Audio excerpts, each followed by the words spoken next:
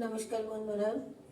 এখন আমার তোমার দাদাকে বলেছে বিনা তেলে খাবার খেতে, খুব কম পরিমাণে। তো তার দই ভাল্লা খেতে মন করছে, তো আমি আজকে বিনা তেলে দই ভাল্লা বানাবো। এই দেখো, আমি বিউলির ডালটা তোমার ভিজাই রেখে দিয়েছিলাম রাত করে, আমি মিক্সিতে পিসছি। এটা আমরা পিষে নিয়েছি, কিন্তু এটা অনেক ফ্যাটতে হবে। যদি বিনা তেলে খাবেন তো ফ্যাটতে তো হবে কিডনি করে প্রায়।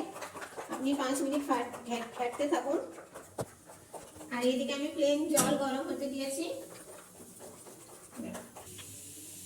এই যে দেখুন, ফেটে ফেটে কত এক বাটি ফুলে গিয়েছে। এবার আমি এই জলে দিয়ে দেবো,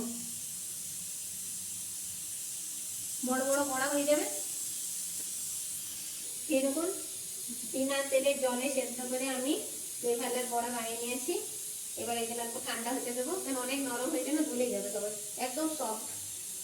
আপনার ভাল্লার বড়াগুলো সেদ্ধ করে নিয়েছি। এবার এতে আমি দইটা ঢেলে দিলাম, অল্প নুন দিচ্ছি, কালা নমকও দিতে পারেন, সন্দক নমকও দিতে পারেন, যা দিবেন।